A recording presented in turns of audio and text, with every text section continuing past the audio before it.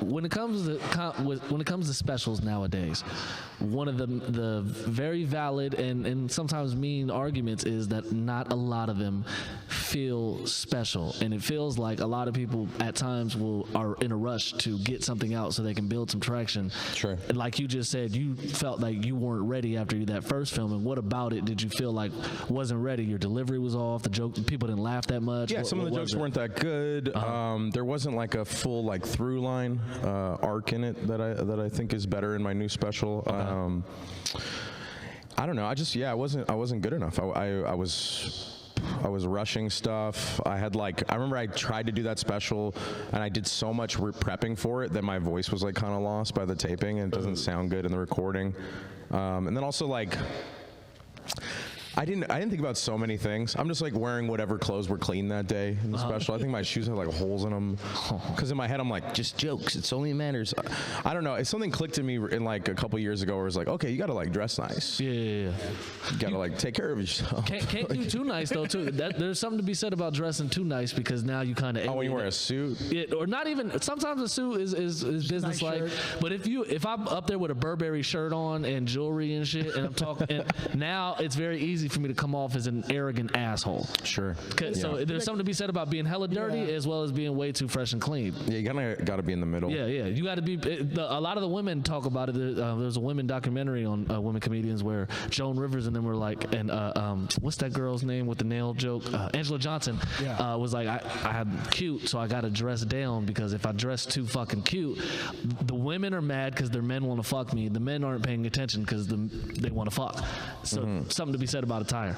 Sure. Piggybacking, my fault. One question off of how you said there wasn't an arc in the first one. For this new one, do you script it out like a game plan to where you know what joke 1 is going to be, what joke 3 and 4 are going to be? I had the whole thing planned from start to finish. Exactly the order. I wrote in all my transitions.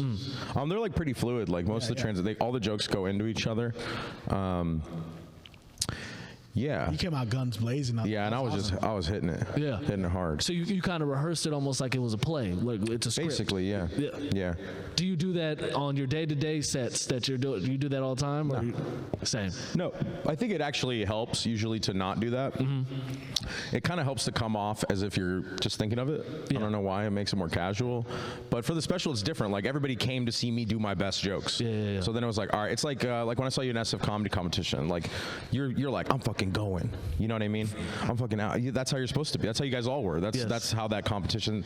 That's the only time you should be like that. I think most of the time, I think you should just kind of like have a little fun with it, unless it's like for a taping or for a competition.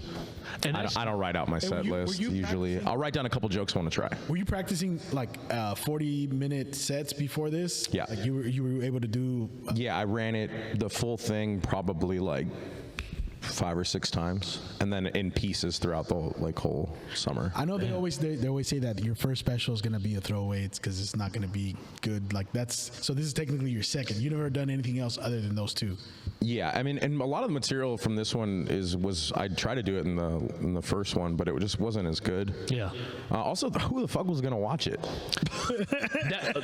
I finally have like a little bit of a social media following, and it was like time. And then Zach asked me if I wanted to do it, and I was like, "This is perfect. This is what I want to do." What was it? What was the deciding factor? Because that's another question that I have for you. Nowadays, I love people putting it on YouTube, but in some cases, you can put it out too early. If, like in my case, I got fucking 41 YouTube subscribers right now. It's nasty. If I put out a comedy special, it's not going to be beneficial at all. It makes no sense because there's nobody fucking watching. You should just put out shorts for a while until you get that number up. And what number was it for you that you were comfortable with? We're like, all right, I think we got enough traction now. Let's put something out.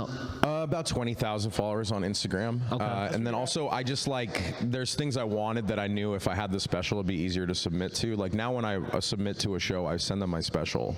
Okay. Instead of like just a regular video, I'm like, here's my debut special for reference. You think they go watch that shit? Because it's usually like, what, give us your best 5 minutes? I mean, they could just watch the beginning 5, of it. Yeah. I send 2 clips usually. I send a short one from Punchline and then the full special. Gotcha.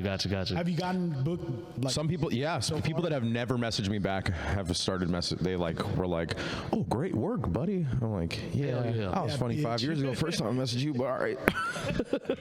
Did you know that the Voice Party has merch? T-shirts, hoodies, wall clocks, bath mats, even mini skirts. We will throw our logo on absolutely anything. Click the link in the description below and pick up some Voice Party merch today.